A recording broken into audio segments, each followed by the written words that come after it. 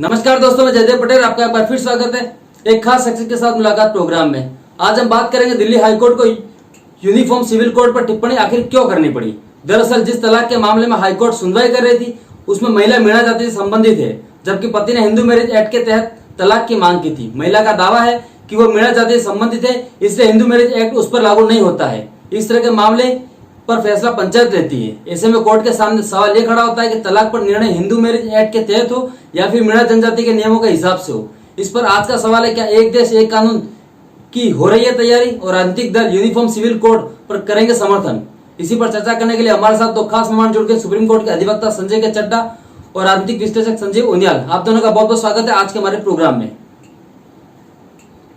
संजय के चड्डा, मैं आपसे शुरुआत करता हूं कि जिस तरीके की बात अब मुस्लिम पर्सनल लॉ बोर्ड की तरफ से कही जा रही है कि जो कोर्ट ने कहा वो तो बिल्कुल मान्य है ही नहीं, कि आखिर जाति धर्म कैसे देश से कानून बात कही गई है यूनिफॉर्म सिविल कोड को दर्शक आसान भाषा में समझ पाए। क्या है ये सिविल यूनिफॉर्म कोड? जयदेव भाई, सबसे पहले तो मैं बताना चाहूंगा आपके दर्शकों को कि संजीव भाई एक बहुत बड़े अधिवक्ता भी हैं। आपने उनको राजनीतिक विशेषज्ञ के रूप में बिठाया है तो उनके समक्ष मेरे को बोलना है और बड़ी अच्छी बात है। मैं उनका बहुत आदर करता हूँ, मेरे बड़े भाई।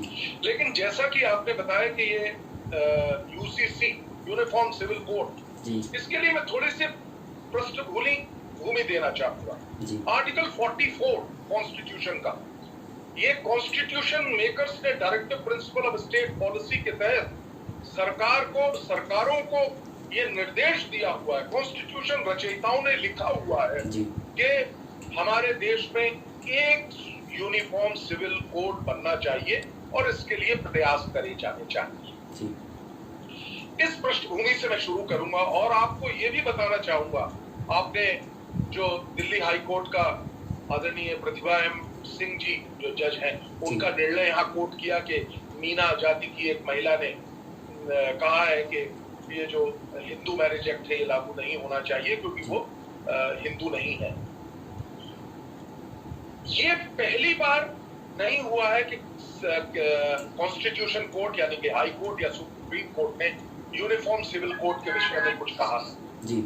आपको मैं बताता हूं, सुप्रीम कोर्ट ने इससे पहले सरला मुदगिल का केस, इससे पहले शाहबानो का केस, इन तमाम केसों में कई बार, इवन 2019 में भी एक केस में सुप्रीम कोर्ट ने बड़े स्पष्ट शब्दों में कहा था कि जबकि कॉन्स्टिट्यूशन का ये मैंडेट है कि यूनिफॉर्म सिविल कोड होना चाहिए, अभी तक सिविल कोड यूनिफॉर्म नहीं बनाया गया। उद्देश्य क्या है? जैसा कि आपने अपने प्रश्न में पूछा, यूनिफॉर्म सिविल कोड का उद्देश्य क्या है?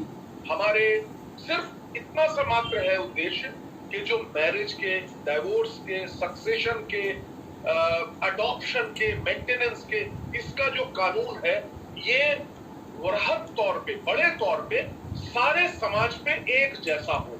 सिर्फ इतनी चाहत है जो यूनिफॉर्म सिविल कोड की है मेरे ख्याल से जी। यानी कि जो आज का परिप्रेक्ष्य है, आज हम धर्म के अनुसार इस कानून का पर्सनल लॉज के हिसाब से इस्तेमाल करते हैं। हिंदू के लिए हिंदू लॉ लगता है, मुस्लिम्स के लिए मुस्लिम पर्सनल लॉ लगता है, क्रिश्चियंस के लिए उनका लगता है, पारसी के लिए उनका लगता है। तो इस तरीके से ये डिवीजन है। कॉन्स्टिट्यूशन मेकर्स ने ये कहा, सुप्रीम कोर्ट ने भी ये कहा। क्यों कह रही है बार बार? ये एक सोचने का प्रश्न है। इसलिए कह रही है क्योंकि हमने देखा कि महिलाओं का उत्पीड़न होता है। दबी हुई, कुचली हुई महिलाओं को जो पर्सनल लॉज के तहत निर्णय लेके किसी भी तरीके से उसको दबाने का प्रयास किया जाता है जी। एक जो है बराबरी का लेवल प्लेइंग फील्ड नहीं है महिलाओं के लिए। इस वजह से सुप्रीम कोर्ट ने और आज कल आदरणीय दिल्ली हाई कोर्ट ने भी इस चीज पे पुनः कहा है कि केंद्र सरकार कृपया इस चीज को करे। अब एक सवाल सिर्फ मैं बताना चाहता हूँ, रादर दो बातें बताऊंगा और फिर मेरे बड़े भाई उनियाल जी के व्यूज आप लीजिएगा।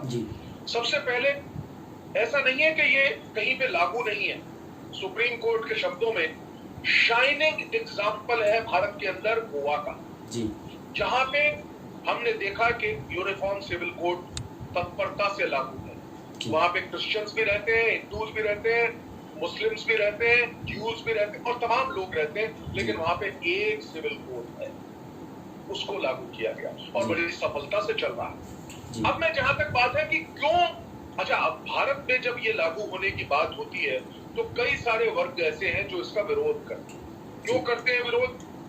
वो उसके कई पॉलिटिकल रीजंस भी हैं। और मैंने ये भी एक बात कहना चाहूंगा कि पॉलिटिकल पार्टीज आपसे कह रही है कि हम लागू करेंगे, लेकिन लागू भी नहीं कर रही। मैं बड़े स्पष्ट शब्दों में भारतीय जनता पार्टी ने पिछले चुनाव में भी कहा था कि हम लागू करेंगे और उसमें भी किया था। भाई क्यों नहीं लागू आप कर रहे हैं, क्या कारण है उसका, ये भी बताना पड़ेगा आज भारतीय जनता पार्टी को। जब आपने अपने मैनिफेस्टो में इस चीज को लिखा है, कोई चीज जो देश के उत्थान के लिए है उसको करना पड़ेगा, करिए उसको। पिछले 70 साल से नहीं हुआ काम, उसको करना पड़ेगा, क्योंकि देश की उत्थान के लिए इसकी आवश्यकता है। एक लास्ट पॉइंट मैं और बताना चाहूंगा, वो ये है कि देखिए इसका कारण क्या है, क्यों लोग इसका विरोध करते हैं। उनके मन में अनिश्चित जो है, अननेसेसरी जिसे कहते हैं, एक डर पैदा किया जाता है कि पता नहीं क्या हो जाएगा। देखिए, अगर सबसे पहले इसका करना क्या चाहिए, मेरा मानना यह है कि एक ड्राफ्ट प्रपोजल बनना चाहिए। मुस्लिम को, हिंदू को और जितने भी धर्म है उनको सबको उसका प्रपोजल देना चाहिए कि साहब ये लीजिए, पर्सनल लॉ बोर्ड है मुस्लिम्स का, उनको दिखाइए, देखिए किस तरीके से ये महिलाओं के उत्थान के लिए और हर समाज के लिए ये आवश्यक है, इसको आप लागू करवाइए। देखिए, एक चीज और भी मैं बताना चाहूंगा, कुछ एक एक्सेप्शंस होते हैं, कस्टमरी रूल्स हैं जो, उनको हम एक्सेप्शन अभी भी बना सकते हैं। उनका एक्सेप्शन बनाने में कोई कोताही तो नहीं हो जाएगी। कुछ एक एक्सेप्शन बना के एक मिडवे बनाते हुए आई थिंक इसको करना पड़ेगा, और ये देश की आवश्यकता है। और मैं संपूर्ण रूप से, जो हमारी जुडिशरी का पिछले कई वर्षों में ये कहना है कि एक यूनिफॉर्म सिविल कोड होना चाहिए, मेरी अपनी भी ये ओपिनियन है कि यूनिफॉर्म सिविल कोड होना चाहिए, और ये हर संप्रदाय, हर धर्म के लिए आवश्यक है। ऐसा नहीं है कि किसी धर्म से इससे कोई हम लोग किसी व्यक्तियों को वंचित कर देंगे, नहीं करेंगे। ठीक, हम लोगों को मिलकर एक रूपता, ठीक है संजय जी, संजय उनियाल, लेके चलते। मोदी सरकार के नेतृत्व में पिछले 7 सालों में हमने देखा कि आखिर जिस तरीके से हिंदुस्तान के अंदर धर्म और जाति की अब बात नहीं होती है, इसलिए दिल्ली हाईकोर्ट ने कल टिप्पणी की है। अब ये समय आ गया है कि यूनिफॉर्म सिविल कोड को जो है हिंदुस्तान में लागू किया जाए। जयदेव पटेल जी, आप हमेशा कुछ नए इनोवेशंस के साथ किसी ना किसी विषय पर आते हैं, और देश, समाज, जाति के प्रति जो आपका एक दायित्व है उसको बखूबी निभाते हैं, उसके लिए आप धन्यवाद के पात्र हैं। संजय चड्डा जी, मेरे यत्र नार्यस्तु पूज्यन्ते रमन्ते तत्र देवता, ये चाणक्य का वो श्लोक है जिसको लेट डाउन किया गया था 5000 वर्ष पहले। और जब उत्पीड़न महिलाओं की बात होती है, महिलाओं को हमेशा दबाए जाने की बात करते हैं। जब भी महिलाओं को देखा जाता है कि वो लगातार एक क्राइसिस से निकल रही हैं, और ये समाज में, हमारे समाज में देखा गया है, तो कानूनों को सख्ती से इम्प्लीमेंट किया जाए, एग्जीक्यूट किया जाए। उसके लिए एक रिफॉर्मिस्ट गवर्नमेंट की बहुत आवश्यकता है। उतनी संवेदनशील एक सरकार की भागीदारी के अलावा कोर्ट्स की भी आवश्यकता हो। तो उस संवेदनशीलता को दिखाते हुए जस्टिस प्रतिभा एम सिंह, जो दिल्ली हाईकोर्ट में जज हैं, उन्होंने अपने सामने आए एक मुकदमे में जिसमें कि महिला ने बोला कि मैं तो मीना जाति की हूं, तो एचएमए के तहत आप मुझे तलाक नहीं दे सकते, मेरा हस्बैंड मुझे तलाक नहीं दे सकता। तो इस पर जबकि डिस्ट्रिक्ट कोर्ट्स में एचएमए से उन्होंने एडमिट किया हुआ है कि हाँ, हमारी शादी हिंदू मैरिज एक्ट में हुई है, परंतु अब इसका निर्णय भी प्रतिभा एम सिंह जी ने दिया कि उस डिवोर्स को जो है उन्होंने अलाउ किया, और ये कहा कि नहीं, जाति, समाज और इन सबसे उठकर क्रीड, कास्ट, हमें जो है common uniform civil code 125 CRPC HMA में आपको मेंटेनेंस इस एचएमए के एक पेटिशन को अलाउ किया, और ये बोला कि हाँ, आज जाति से उठकर जो हिंदू मैरिज एक्ट में जिससे कि तलाक हो सकता है, वो तलाक का provision Hindu marriage act apply होगा, चाहे आप कुछ भी कह रहे हैं। लॉ पॉइंट पे वो अप्लाई नहीं हो सकता था, वो महिला गलत ही कह रही थी, वो एक अलग बात है। अब दूसरी बात जो बड़ी इम्पोर्टेंट आपको बताना चाहता हूं जी, वो ये कि आर्टिकल 44 जिसका मेंशनिंग कॉन्स्टिट्यूशन में 1949 में ही लेट डाउन कर दिया गया है। उस टाइम लिखा गया है direct principle of state policy part 4 है जो कॉन्स्टिट्यूशन का, कि आपको रिलीजन, कास्ट, क्रीड के अलावा यूनिफॉर्म सिविल कोड को लेट डाउन करना है, सरकारों को निर्देश किया, जैसे संजय ने भी बोला, हमारे भाई संजय जी ने भी बोला। परंतु आज तक 72 सालों में किसी भी सरकार ने कोई इनिशिएटिव नहीं लिया। क्या सारे रिफॉर्म करने के, स्ट्रक्चरल चेंज करने के क्या डिसीजन एक ही सरकार ने ठेका ले रखा है? हो सकता है ऐसा हो, पर वो बाकी सरकारों ने क्यों नहीं किया? और बाकी सरकारों ने क्या किया, क्या विडंबना की? शाह बानो के केस से आपको क्लियर हो जाएगा।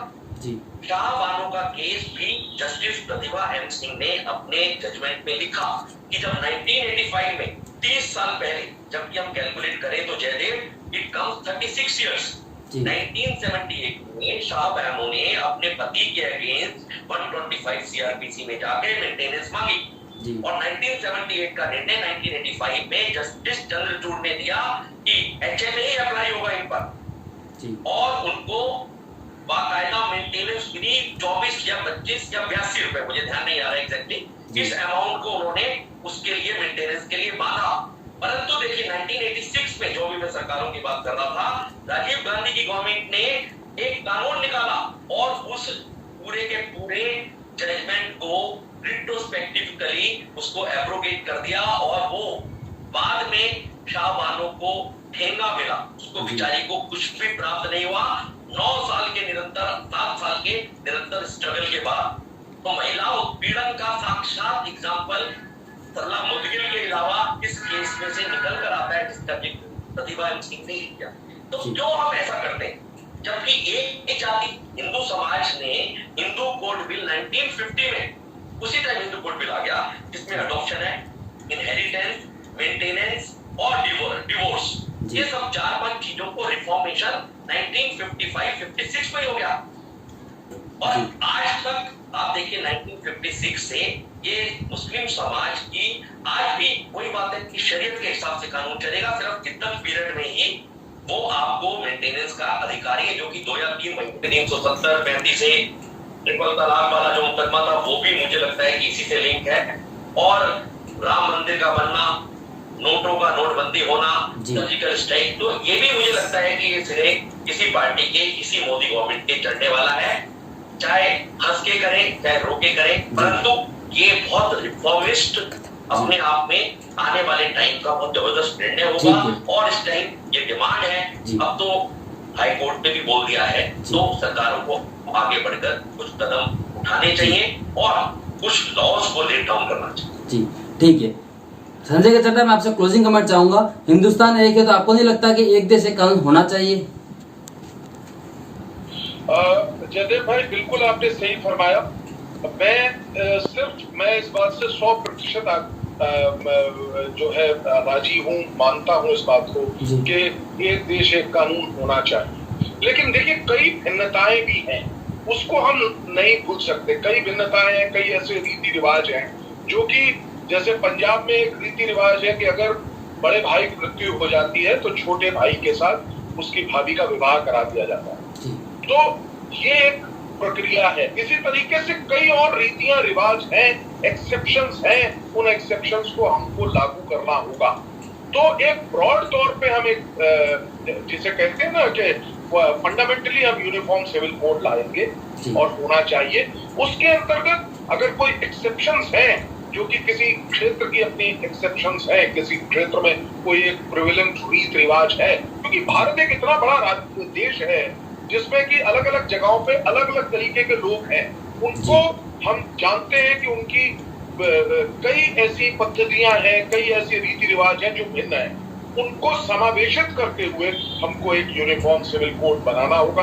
किसी भी तौर पे एक चीज जो सबसे अहम है, अगर हम एक ड्राफ्ट तैयार करके यूनिफॉर्म सिविल कोड का और हर व्यक्ति को दें, हर पक्ष को दें, जैसे मुस्लिम जो वर्ग है उनके पर्सनल लॉ कोड है उनको दें और उनकी ओपिनियन लें और उसको समावेशित करते हुए अगर हम आगे बढ़े तो मुझे नहीं लगता कि कोई इसमें दिक्कत आएगी और ये कार्य होने वाला है और इसको करना तो पड़ेगा ही, क्योंकि हमारे कानून के विशेषज्ञों ने ये बात कही है, हमारे सुप्रीम कोर्ट ने ये बात कही है, हमारे कॉन्स्टिट्यूशन में इस बात को वर्णित किया गया है, तो मैं इस चीज का समर्थन करता हूँ। जी, आप जो है नंबर 1 इंडिया न्यूज़ के लिए समय निकाला उसके लिए आपका बहुत बहुत धन्यवाद।